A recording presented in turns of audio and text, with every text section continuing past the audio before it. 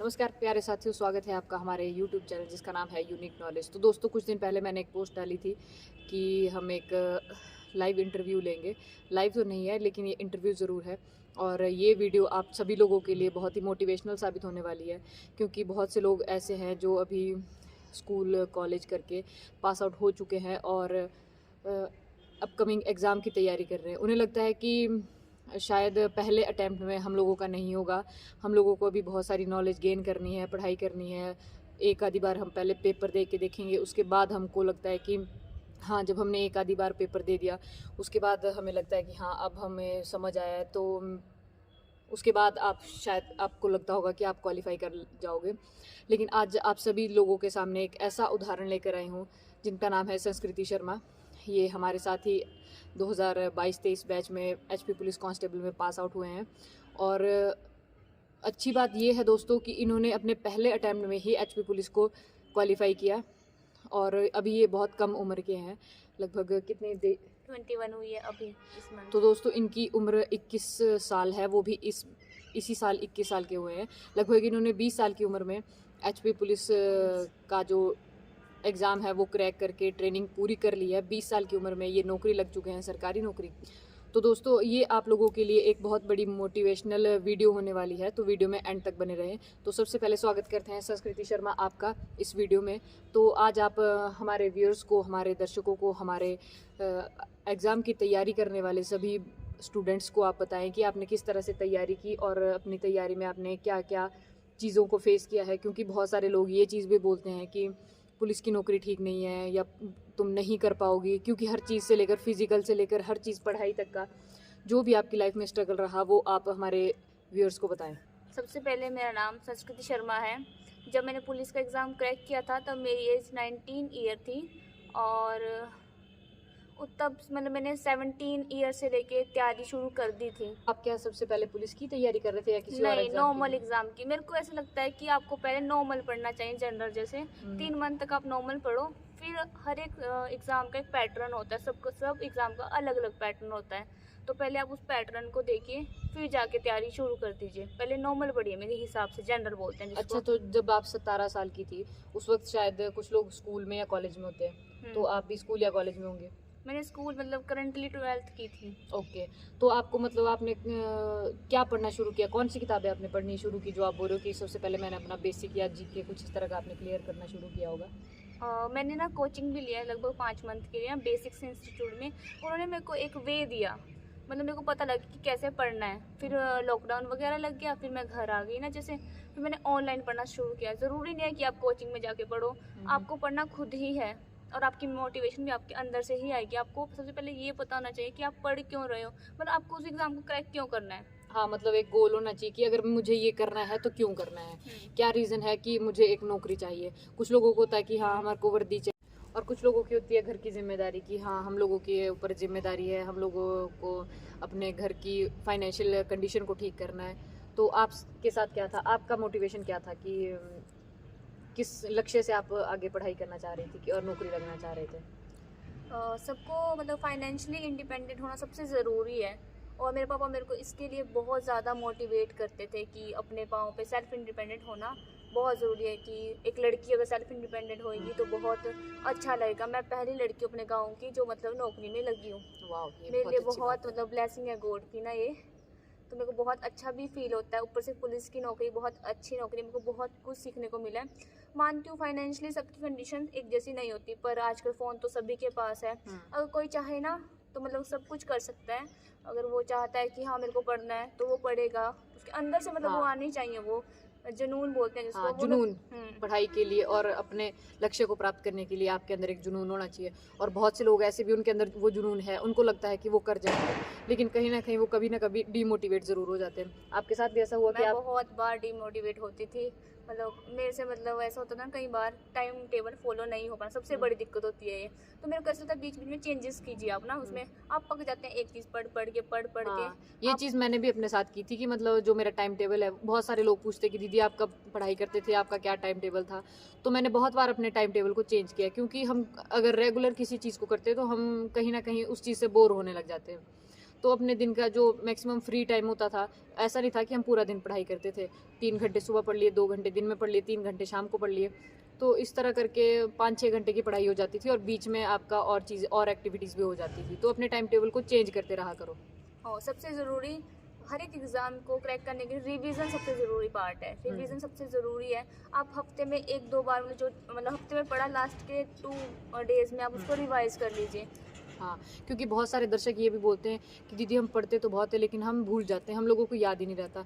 तो उसके लिए होता है रिवीजन। आप जो कुछ भी पढ़ रहे हो, याद कर रहे हो, पहले तो हर रोज़ उसको नोट करो कि हमने आज ये पढ़ा, आज ये पढ़ा, ताकि हफ्ते तक आपको ये पता रहे कि आपने पढ़ा क्या है, और उसी चीज़ को आप लास्ट के 2 डेज सिर्फ रिवाइज करें। लास्ट के 2 दिन सिर्फ आप रिवीजन पर रखें। लास्ट के 2 दिन आपने कुछ भी नया नहीं पढ़ना है, जो आपने पूरे हफ्ते पढ़ रखा है उसको रिवाइज करें, और बहुत अच्छे से रिवाइज करें, ताकि वो आपको आगे के लिए, हमेशा के लिए याद रहे।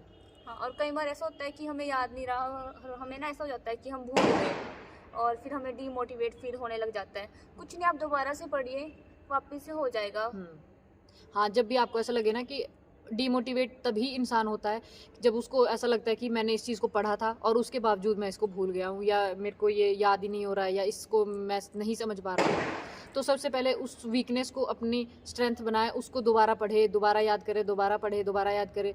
आपके पास यूट्यूब पर बहुत सारे ऐसे चैनल है जो आपको शॉर्टकट ट्रिक्स में चीज़ों को याद करवाते हैं, तो उनको देखे, उस सब्जेक्ट को, पर्टिकुलर सब्जेक्ट को यूट्यूब पर डाले, उससे शॉर्ट कीज़ चेक करें कि इस तरह से ये शॉर्टकट तरह से किस तरह से याद किया जाता है। उसको मतलब इतना स्ट्रांग बना दे कि वही चीज़ आपके लिए आपकी स्ट्रेंथ बन के सामने आए।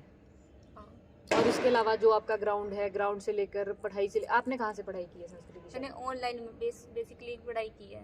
तो ऑनलाइन कोई यूट्यूब हाँ, पे मैं चैनल बता देती हूँ आपको। करंट के लिए कृति सिंह का एक चैनल आता है, वाईफाई स्टडी। वहाँ पर बहुत अच्छा करंट वो पढ़ाते हैं, जिससे स्टैटिक, नेशनल, इंटरनेशनल सारी न्यूज़ कवर हो जाती है। ओके। अच्छा संस्कृति शर्मा, ये तो हो गए करंट अफेयर्स के बारे में बात। इसके अलावा भी जैसे हिमाचल प्रदेश पुलिस एग्जाम में अलग अलग टॉपिक से क्वेश्चन आते हैं, उसके लिए आप कहाँ से और किस तरह से प्रिपेयर करती थी? वो आकाश की बुक आती है ना, आकाश जी की हिमाचल दर्पण, वो बेटर है बस। हाँ, आप उसके उसको बारे में लास्ट से पढ़ना शुरू कीजिए। सबसे मतलब उस बुक में ऐसा है ना, अगर आप स्टार्टिंग से पढ़ेंगे ना, वो HS लेवल का है। हाँ, अगर हाँ। आपको नॉर्मल पढ़ना है ना, तो आप लास्ट से पढ़िए। उसमें हाँ, वो सारे मैंने शायद एक अपने दूसरे चैनल पर जिसका नाम है पहाड़ी अंग्रेज व्लॉग्स, वहाँ पर एक बुक्स का रिव्यूज़ दिया था। तो वहाँ मैंने हिमाचल दर्पण के बारे में कहा था कि आप इसको शुरू से मत पढ़ें, इसके जो पर्टिकुलर मेन टॉपिक्स है आप उनको कवर करना शुरू करें। तो अभी शायद कुछ लोग वहाँ पर भी वीडियोज़ को देखते हैं, तो संस्कृति शर्मा भी यही बता रहे हैं कि उस बुक को शुरू से पढ़ना मत शुरू करें। उसके जो कुछ टॉपिक्स है जो कि हिमाचल से रिलेटेड है, जहाँ आप रहते हो उस ज़िले को पढ़ना शुरू करें, आपके जो भी त्यौहार है उनको देखना पढ़ना शुरू करें, तो वहाँ से आपको इंटरेस्ट भी पैदा होगा, और साथ ही साथ नोट्स भी बनाएं, और हफ्ते में एक बार रिवीजन ज़रूर करें। हाँ, और नोट्स सबसे ज़रूरी है। मानते हैं हिमाचल के नोट्स बनाने की ज़रूरत नहीं है, करंट के बनाएं आप। जब आप लिखेंगे ना, देख के लिखेंगे उस चीज़ को, 1-2 बार तो आपकी तभी रिवीजन होगी, फिर एक बार पढ़ेंगे, फिर आपको ज़रूरत ही नहीं पड़ेगी, आपको ना वो ऑटोमेटिकली कैच होता रहेगा। 1-2 दिन आपको लगेगा कि यार मैंने नहीं पढ़ने करंट ना, बहुत बोरिंग लगता है, कई बार ना बहुत लेंथी भी हो जाता है करंट। पर अगर आप पढ़ेंगे ऐसे धीरे धीरे, तो आपको ना लगेगा कि मेरे को मतलब बहुत कुछ आने लग गया। हाँ, करंट अफेयर पढ़ने से ना आपकी वैसे भी बहुत सारी नॉलेज बढ़ जाती है। अगर आप कंटिन्यू डेली करंट अफेयर पढ़ रहे हो, एक तो आपको पता लगता रहेगा कि करंटली अभी हिमाचल में, इंडिया में आपके आसपास हो क्या रहा है। साथ ही साथ आपकी जीके भी बहुत अच्छी कवर हो जाती है। जब आप करंट का कोई क्वेश्चन पढ़ेंगे, उससे रिलेटेड आप जीके का कोई टॉपिक पढ़ना शुरू करेंगे, तो वो चीज़ आपको कहीं ना कहीं एक जिज्ञासा आपके अंदर जागेगी कि अच्छा इस तरह से ये सब कुछ चीज़ें हो रही है या हुई थी। इसके अलावा जो बाकी टॉपिक्स है जैसा कि इंग्लिश और मैथ्स, ये बहुत सारे लोगों का मेन क्वेश्चन है कि इंग्लिश और मैथ को कैसे कवर करें, ये होता ही नहीं है, या बहुत सारे लोग हैं जिनके इंग्लिश और मैथ वीक है। तो आपने किस तरह से अपना? इंग्लिश के लिए रानी मैम का एक चैनल आता है, वो बड़ा अच्छा पढ़ाते हैं ना। बाकी कोर्स वगैरह लेने की ज़रूरत नहीं है, यूट्यूब से ही आप पढ़ सकते हैं। और बाकी वो कैब का आपको ऐसा होता है ना कि डेली न्यूज़ का एडिटोरियल पार्ट कराता है या ना कोई यूट्यूब पे, तो आप वो देख लीजिए।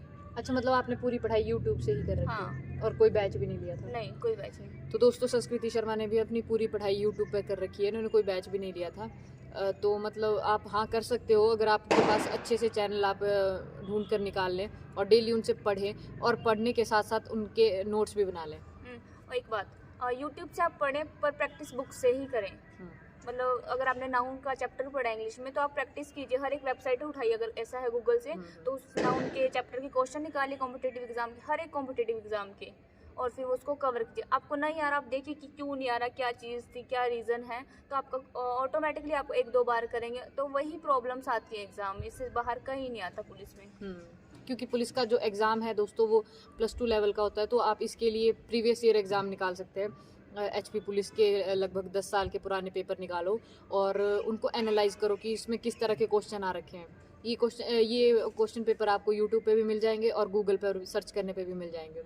तो उन सारे क्वेश्चन को लिखो एक बार कहीं कॉपी में अपनी, नहीं लिखो मतलब ताकि आपको पता लग जाए कि किस तरह के क्वेश्चन आते हाँ, हैं। आप मतलब उस चैप्टर से इतने Idea. क्वेश्चन आए, चैप्टर के नाम लिखो, आप उस चैप्टर के ऊपर आपका ज्यादा फोकस होना चाहिए, पर पढ़ना तो आपको सब कुछ ही पड़ेगा ना। हाँ, क्योंकि बहुत सारे लोग बोलते हैं कि वो मेन टॉपिक्स बता दो जिससे हम एग्ज़ाम क्रैक कर लें, क्योंकि ऐसा कुछ नहीं है कि हम लोगों को मेन टॉपिक्स पता है, हमने भी पूरा पढ़ा है, उसके बीच में से ही कुछ क्वेश्चन आ जाते थे, वही हमने जो हम लोगों को पढ़े थे, हमने याद थे, हमें वही हमने टिक मार्क किया, उसी से हमारा सिलेक्शन हुआ है, तो पढ़ना तो पूरा पड़ेगा। तो अब बात करते हैं मैथ्स के बारे में। मैंने यूट्यूब से ही पढ़ा है मेनली ना। आप मैथ्स में तो 8 क्वेश्चन सारे आते हैं ना पुलिस में, आप मतलब ऐसे इतना टाइम भी उसमें हो सकता ना, आप उसमें रीजनिंग का कीजिए मेन ना, मेरे हिसाब मतलब से। मैथ से ज़्यादा अगर आप अपना समय रीजनिंग को देंगे तो शायद आपका स्कोर अच्छा बनेगा। अब जिन लोगों का मैथ वीक है तो वो लोग काफ़ी हद तक मैथ को छोड़ सकते हैं। हाँ, क्योंकि 8 क्वेश्चंस आते हैं, आपको हाँ। 5 तो आ ही जाएंगे उनमें से ना लगभग। हाँ। तो आप देख लीजिए, अगर कर सकते हैं तो कीजिए, क्योंकि एक तो प्रैक्टिस। मैथ आपका बहुत ज़्यादा टाइम ख़राब कर देगा, क्योंकि मेरा अपना समय मैथ ने बहुत ज़्यादा ख़राब किया। तो मैं आपको भी यही सजेस्ट करूँगी कि अगर आपको मैथ नहीं आता या आप मैथ में वीक हो तो उस पार्ट को ही छोड़ दें, क्योंकि अगर आपका एग्ज़ाम 100 मार्क्स का भी है तो उसमें से अगर 8 या 10 मान लो 15 नंबर का भी आपका मैथ आपका छूट जाता है, इसके अलावा बाकी सब्जेक्ट में आपकी अच्छी पकड़ है और आप एक अच्छा स्कोर वहाँ पर गेन कर लेते हो तो आप मेरिट में आ सकते हो, आपकी सिलेक्शन हो जाएगी। तो मैथ वही लोग करें जिनका मैथ अच्छा है, अदरवाइज़ आप इसको स्किप भी कर सकते हैं। 2-4 टॉपिक्स है जो कि मेनली आपको किसी भी यूट्यूब चैनल पर मिल जाएंगे, SSC मेकर्स और मैथ्स मस्ती, इस तरह के 2 चैनल है, इस पर आप देख सकते हैं किस तरह के मैथ के क्वेश्चन आते हैं। मैथ्स के लिए आप SSC GD इस तरह, इसमें जो क्वेश्चन जिस तरह के आते हैं सेम उसी तरह के क्वेश्चन अब HP पुलिस में आते हैं, तो आप उनको चेक कर सकते हो। अदरवाइज़ अगर आपका मैथ वीक है तो उसको छोड़ दे, लेकिन अगर आपकी इंग्लिश वीक है तो उस पर थोड़ा काम करें, उसको स्ट्रॉन्ग बनाएं, उसे छोड़ना नहीं है, क्योंकि ये आपको मेरिट से बाहर निकाल सकती है। इसके अलावा आपके साथ ग्राउंड और फिजिकल वगैरह के लिए भी कोई दिक्कत हुई थी आपको? हाँ, बहुत दिक्कत आई थी मेरे को ना ग्राउंड के लिए। मतलब मैंने कभी कुछ किया नहीं ना, कोई स्पोर्ट्स नहीं, कुछ नहीं। मैं स्कूल में मैंने कभी खेलना नहीं, मतलब कम खेलना नहीं मतलब। तो फिर बहुत दिक्कत आई वो ग्राउंड निकालने के लिए। मेरे घर वालों को तो उम्मीद भी नहीं थी कि मैं ग्राउंड निकाल दूंगी, पर तो मतलब आप कैसे प्रैक्टिस करते थे ग्राउंड की? बस खुद मम्मी को ले जाना मैंने साथ में ना, और फिर वहाँ पर दौड़ना। मतलब सिर्फ मैं 800 मीटर ही दौड़ती थी जितना मतलब क्वालिफाई था। मेरे को डांटते भी थे कि इतना सा ही दौड़ा तूने, कि वहाँ जाके क्या करना। तो फिर हो गया। मतलब अगर आप मतलब मैंने 4 महीने ग्राउंड की प्रैक्टिस की है, मैंने पढ़ना छोड़ दिया था उस टाइम। मेरे को लगता है अगर आप करते हैं ना डेली प्रैक्टिस, सुना ही होगा, प्रैक्टिस मेक्स मैन परफेक्ट, वो चीज़ होती ही है। हाँ, तो जी हाँ दोस्तों, मतलब ग्राउंड की प्रैक्टिस तो मैंने भी बहुत ज़्यादा की थी, क्योंकि इससे जो पिछला वाला मेरा ग्राउंड था उसमें मैं डिस्क्वालीफाई हो गई थी। कुछ तो मेरा वज़न ज़्यादा था और ग्राउंड से एक दिन पहले मेरा पैर भी मुड़ गया था, तो उतनी खास प्रैक्टिस होने के बावजूद भी मैं उस चीज़ को क्वालिफाई नहीं कर पाई थी। तो हाँ, अगर आप लोग अभी से प्रैक्टिस करना शुरू कर दोगे, क्योंकि कुछ लोग ऐसे होंगे जो ओवरवेट है, क्योंकि मैं भी ओवरवेट थी इससे पिछली भर्ती में, उस दौरान मैं डिस्क्वालीफाई हो गई थी ग्राउंड से ही। तो मुझे वो चीज़ इतनी ज़्यादा पिंच हो गई थी कि उसके बाद मैंने अपना वेट बहुत ज़्यादा तोड़ दिया था, मतलब बहुत कम वेट पे आ गई थी मैंने इतनी रनिंग, इतनी मतलब डाइट को भी ध्यान दिया। तो आप लोग सबसे पहले अपने डाइट पर ध्यान दें, ऐसी चीज़ों को खाएं जो आपको शायद ताकत दे, जिसमें चने हो गए, मूंग की दाल हो गई और किशमिश बादाम, ये चीज़ें आप रात को भिगोकर सुबह खा सकते हैं। तो ये चीज़ें आपको फिजिकली स्ट्रांग बनाएगी और मेंटली भी आप इससे स्ट्रांग हो जाते हैं। जब आप फिजिकली स्ट्रांग होंगे तो आप मेंटली भी स्ट्रांग हो जाएंगे, आपका कॉन्फिडेंस लेवल से बढ़ जाएगा। यस, बिल्कुल एग्जैक्टली। तो अपना टाइमिंग सेट करें कि सुबह आप जल्दी उठें, जल्दी उठकर सबसे पहले आप ग्राउंड की प्रैक्टिस करें। इससे ऐसा होगा कि आप फिजिकली एक बार के लिए एनर्जेटिक फील कर लोगे, उसके बाद आपका ध्यान पढ़ाई में भी लगेगा और आप पढ़ाई को भी अच्छे से कंटिन्यू कर पाओगे। तो बात करते हैं हिंदी सेक्शन और जीके सेक्शन के लिए। तो हिंदी और जीके के लिए संस्कृति शर्मा, आपने किस तरह से तैयारी की थी? हिंदी तो वैसे हमको सबको ही आ जाती है, पर फिर भी मैंने निधि मैम के चैनल देखा, इस पे यूट्यूब पे ही है। मैंने लगभग सारी स्टडी ऑनलाइन ही की, पर अपने नोट्स बनाने बहुत ही ज़्यादा ज़रूरी होते हैं। हाँ, क्योंकि ऐसा होता है कि हम अभी वीडियो देखेंगे, अभी हमारे को याद है, मान लो हमें 1 हफ्ते तक भी याद है, लेकिन जब तक हमारा एग्ज़ाम आएगा तब तक हम उन चीज़ों को भूल जाएंगे। इसलिए आपने अगर एक बार ये अपने टॉपिक्स तैयार कर लिए कि हाँ ये टॉपिक्स है और इनसे रिलेटेड मैंने ये नोट्स बना लिए हैं, एग्ज़ाम जब भी आएगा आप उनको कंटिन्यू रिवीजन करते रहे, और जब आपका एग्ज़ाम आएगा उस टाइम आप अपने पूरे नोट्स को एक बार रिवाइज करें और फिर प्रैक्टिस करें। हाँ, और टेस्ट सीरीज लगाए ना हर एक हाँ, चीज़ की। यस, टेस्ट सीरीज़ बहुत ज़्यादा ज़रूरी है। आपको मतलब एक बारी एंड के में मतलब जब आपकी प्रैक्टिस पूरी हो जाएगी, आपको लगेगा कि हाँ मेरी तैयारी अब पूरी है, तो आप मॉक टेस्ट ज़रूर लगाएं, क्योंकि मॉक टेस्ट बहुत ज़्यादा ज़रूरी है। ये एग्ज़ाम आता ईजी है, लेकिन कम टाइमिंग होने की वजह से ये क्रैक नहीं हो पाता है। बहुत सारे लोग इसको पूरा एग्ज़ाम अटैम्प्ट ही नहीं कर पाते हैं। ये बहुत सारे लोगों की दिक्कत रहती है, बल्कि हम लोगों की भी रही कहीं ना कहीं। तो आप लोग इस चीज़ का ध्यान रखिए कि जब आपकी तैयारी पूरी हो जाए तो एग्ज़ाम आने के 1 महीना पहले आप मॉक टेस्ट ज़रूर से लगाएं। तो ऐसा करती थी कि मतलब मैंने वो जो OMR शीट होती है उसके मैंने प्रिंट आउट निकलवा लिए थे, और जो क्वेश्चन पेपर होते हैं उसके भी प्रिंट आउट निकलवा लिए थे। थोड़ा खर्चा हो जाता है, लेकिन मैंने बहुत सारे मॉक टेस्ट लगाए थे, तो जितना मेरे को एग्ज़ाम के लिए चाहिए था उतने मेरे एग्ज़ाम हर मॉक टेस्ट में मेरे नंबर आते थे, और मैं बिल्कुल टाइम सेट करके ही उस मॉक टेस्ट को करती थी कि हाँ इतना टाइम मेरे को अपना नाम वगैरह लिखने में लगेगा, और इतना टाइम क्वेश्चन पढ़ के डायरेक्ट आंसर, क्वेश्चन आंसर, इससे आपकी टाइमिंग सेट हो जाती है। अदरवाइज़ आप एग्ज़ाम देने के टाइम में आपके जो सर्कल है वो ऊपर नीचे हो जाते हैं, क्योंकि बहुत सारे लोग डर जाते हैं। तो उस चीज़ का भी ध्यान रखें कि मॉक टेस्ट बहुत ज़रूरी है हर एक बहुत ज़्यादा, हर एक एग्ज़ाम के लिए, और आपको हर एक एस्पिरेंट यही बताएगा कि मॉक टेस्ट ज़रूर लगाएं। बुक्स है इसमें ना, इंग्लिश की बुक आती है नीतू सिंह की, बहुत अच्छी बुक है वो। अगर आप मतलब उसमें हिंदी और इंग्लिश दोनों लैंग्वेज है। बहुत नीतू मैम ऑनलाइन भी पढ़ाते हैं, वो शायद पढ़ाते हैं, वो मेरे को पता नहीं है अभी ना। बाकी हिंदी की निधि मैम की बुक आती है, वो बहुत अच्छी है। और जीके के लिए लूसेंट इनफ बुक बोलते हैं जिसको, सबसे बेस्ट बुक हर एग्जाम के लिए। हाँ, उसमें सब कुछ है सामान्य ज्ञान का। बाकी करंट पढ़िए आप, करंट के साथ साथ वो सारी चीज़ें कवर हो जाती है, इतना जीके हैवी नहीं आता इसमें। और हिमाचल के लिए तो बता ही दिए। मैथ्स रीजनिंग की सिर्फ आप प्रैक्टिस कीजिए, मॉक टेस्ट लगाइए, जैसे 25 क्वेश्चन कर लिए डेली 2-2 सेट कर लेना, एक शाम को एक सुबह। रीजनिंग में इतने एफर्ट मतलब देने की ज़रूरत तो है नहीं ना, पर किसी की रीजनिंग वीक भी हो सकती है, तो आप दीजिए, पर कम समय दीजिए। मतलब होता है ना किसी सब्जेक्ट में आप वीक है तो सबसे ज़्यादा टाइम आप उसमें दीजिए, उसमें और हाँ, और कोशिश करें कि जो सबसे ज़्यादा, अब जैसे रीजनिंग होगी, हिंदी होगी, इंग्लिश होगी, ये इनके सबसे ज़्यादा क्वेश्चन पढ़ते हैं HP पुलिस में, क्योंकि जो हमारे टाइम का पैटर्न है उसमें 16 क्वेश्चन इन्हीं के पढ़ते थे। तो हम लोग सबसे ज़्यादा तैयारी इन्हीं चीज़ों की करते थे, रीजनिंग होगी, हिंदी होगी, इंग्लिश होगी। और मैं अपनी बात बताऊं तो मैं जीके को बहुत ज़्यादा पढ़ती थी, क्योंकि मेरे को जीके पढ़ना काफ़ी अच्छा और इंटरेस्टिंग लगता था, तो मैं जीके मैंने बहुत ज़्यादा पढ़ रखा है। तो आप लोग भी, स्कोरिंग होता है सबसे ज़्यादा स्कोरिंग, जीके, रीजनिंग और हिंदी और इंग्लिश। मैथ्स एंड साइंस में थोड़ा सा बहुत ही ज़्यादा लेंथी हो जाता है, अंदर डीप पूछते हैं बहुत ज़्यादा ना। तो अपने 4 सब्जेक्ट को तो बहुत अच्छे से कवर करें, और डेली पढ़ें इन चीज़ों के लिए। ये नहीं कि आज पढ़ा कल छोड़ दिया, आज पढ़ा कल छोड़ दिया। मतलब डेली आप उन टॉपिक्स को लिखो कि आज मैंने ये टॉपिक पढ़ने हैं, हर सब्जेक्ट से लेकर। जैसे आपको पता है कि 5 सब्जेक्ट से HP पुलिस में पेपर में एग्ज़ाम में क्वेश्चन आते हैं, तो उन टॉपिक्स को लिखे कि आज मैंने हिंदी से ये पढ़ना है, इंग्लिश से ये पढ़ना है, जीके से ये पढ़ना है। मैं यहाँ से जाने के बाद आपको अपनी एक डायरी बताऊंगी जिसमें मैं अपना टाइम टेबल लिखती थी, क्योंकि प्रॉपर टाइम टेबल कुछ नहीं होता था। कभी मेरे को कहीं जाना पड़ जाता था, कई बार मैं गाड़ी लेके चली जाती थी, तो मतलब टाइम हम हर रोज़ एक ही टाइम टेबल को फॉलो नहीं कर पाते थे। लेकिन हाँ, ये मेरा डेफिनेटली पक्का वो था कि सुबह उठ के सबसे पहले रनिंग करने जाना है। और मतलब मैं काफ़ी ज़्यादा रनिंग करती थी, 4-5 किलोमीटर भी रनिंग कर लेती थी। और रनिंग करने के बाद मैं स्प्रिंट लगाती थी 100 मीटर के चढ़ाई में।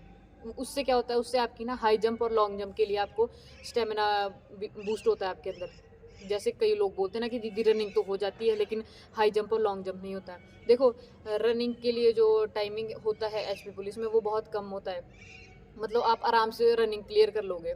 लेकिन आप फंस कहाँ जाते हो, हाई जंप और लॉन्ग जंप में। उसकी प्रैक्टिस आप तब कर पाओगे जब आप अपनी स्पीड को इंक्रीज़ करोगे। और स्पीड आपको ऐसा नहीं बहुत ज़्यादा दौड़ना है, आप सिर्फ 50-50 मीटर के, 100-100 मीटर के स्प्रिंट मारे। स्प्रिंट मतलब बहुत तेज़ जाके दौड़ना है, उस जगह को छूने के लिए। और इस तरह के 2-2 स्प्रिंट मारे आप दिन के, इतना काफ़ी है। और जब आप बाद में हाई जंप और लॉन्ग जंप की प्रैक्टिस करोगे तो वही चीज़ आपका स्टेमिना बन के बाहर आएगी, तो आप हाई जंप और लॉन्ग जंप को भी कवर कर लोगे और ग्राउंड आपका क्लियर हो जाएगा। और उसके बाद आप इसके साथ साथ आप पढ़ाई का भी साथ में ही अभी से ही पढ़ना शुरू कर दें। अगर आप अभी से करेंगे श्योरिटी है कि आप हो जाएंगे। अभी भी हाँ, अभी भी अगर आपने पढ़ना शुरू नहीं किया, अभी भी आप अगर एक अपना कॉपी पेन लेके निकाल के बैठे कि ये सिलेबस आता है, ये बुक्स है और ये ही पढ़ना है, ऐसा नहीं है कि बहुत ज़्यादा पढ़ना है, आपको बहुत थोड़ा पढ़ना है, उसको बार बार पढ़ना है, रिवाइज करना है, उसको बहुत अच्छे से अपने दिमाग में बैठाना है, वही आपके लिए यूजफुल का हम बार बार बोल रहे हैं कि रिवीजन सबसे ज़्यादा ज़रूरी है। अगर आप रिवीजन करेंगे तो मतलब आपकी सिलेक्शन का वो की पॉइंट बोलते हैं ना, जो वो रिवीजन यस है। और जब आप रिवाइज करेंगे, अगर आपको लगता है ना कि आपको रिकॉल हो रही है चीज़ें, हाँ। तो समझ लेना आपकी सिलेक्शन डेफिनेटली यस पक्की है। हाँ, मतलब आप किसी भी चीज़ को पढ़ने के बाद, जैसे आपने किसी भी चीज़ के नोट्स बना रखी है, कोई बुक है, कुछ भी है, या प्रीवियस ईयर के जो भी क्वेश्चन है जो कि एग्ज़ाम्स में आते रहते हैं, उनको सुने रिवाइज करें। तो अगर आपको वो एक बारी में जैसे क्वेश्चन सुनने के बाद आप एकदम से बिना पढ़े देखे आंसर लगा रहे हो, तो मतलब आपकी जो तैयारी है वो बहुत अच्छी हो रही है। तो इस तरह का पैटर्न आप फॉलो कर सकते हैं कि पढ़े फिर रिवाइज करें। सबसे पहले लिख लें कि आपको क्या क्या एग्ज़ाम में आना है। हाँ, मतलब पहले ना आप 5 साल, कम से कम 5 साल के तो उठाने ही पड़ेंगे क्वेश्चन पेपर ना, मतलब वो 5 साल बहुत है, क्योंकि थोड़ा पुराना सिलेबस भी ज़्यादा ही हो जाता है ना। 5 साल के अब उठा लें और उनका देख लें कि सिनोनियम कितने आते हैं, एंटोनियम कितने आते हैं, ऐसा कुछ आप देख लें। हिंदी में देख लें कि कैसे कैसे आता है, तो उनके ऊपर आप फोकस ज़्यादा रखें। हाँ, ऐसा तो है ही है ना कि जिस पार्ट का आपको आता है उसका तो आपको सबसे ज़्यादा फोकस रखना क्योंकि ही आप पड़ेगा। किसी भी एग्ज़ाम की तैयारी कर रहे हो, आपके लिए प्रीवियस ईयर के जो क्वेश्चन पेपर है वो बहुत ज़्यादा फ़ायदेमंद साबित होते हैं। वो हर एग्ज़ाम के लिए होते ही होते हैं। तो कभी भी आगे का पढ़ने से पहले पिछले एग्ज़ाम को ज़रूर देखें। और यूट्यूब पर भी एक ऑल एग्ज़ाम करके है, एक चैनल है, उसमें पुराने एग्ज़ाम के जो क्वेश्चन है, वो क्वेश्चन पेपर है, वो डेली उस पर आते हैं, तो उसको पढ़ते रहा करें, देखते रहा करें। और इसके अलावा खुद से भी बुक्स से भी पढ़ाई करनी है, ये नहीं कि आप बिल्कुल यूट्यूब के सहारे हो गए। हाँ, बुक्स बहुत ज़रूरी हाँ, है। नोट्स और बुक्स आपके लिए बहुत ज़्यादा ज़रूरी है, और नोट्स आपको खुद ही बनाने पड़ेंगे। दूसरे नोट्स से आप नहीं पढ़ सकते। मैं अपलोड कर सकती हूँ अपने नोट्स रीता को बोल के, हाँ, वो कर देगी, पर आपको उसे समझ नहीं आएगा। क्योंकि वो उसकी हैंडराइटिंग में जो उसको नहीं याद हुआ उसने वही सिर्फ नोट्स में लिखा है। अब जो उसको याद है वो भी इम्पोर्टेंट है, वो तो आप लोगों को नहीं पता लगेगा। तो कभी किसी से उसके नोट्स मत मांगो, नोट्स अपने खुद के बनाओ जिस हिसाब से आप याद कर पा रहे हो। तो आज की वीडियो दोस्तों यहीं तक थी। आई होप आपको वीडियो पसंद आई हो। वीडियो पसंद आई हो तो वीडियो पर एक लाइक, चैनल पर नए हो तो चैनल को सब्सक्राइब कर दे, और अपना कीमती कमेंट और अपने सुझाव और अपने क्वेश्चन कमेंट बॉक्स में लिख दे। Thank you so much for watching. Thank you. Jai Hind. Thank you.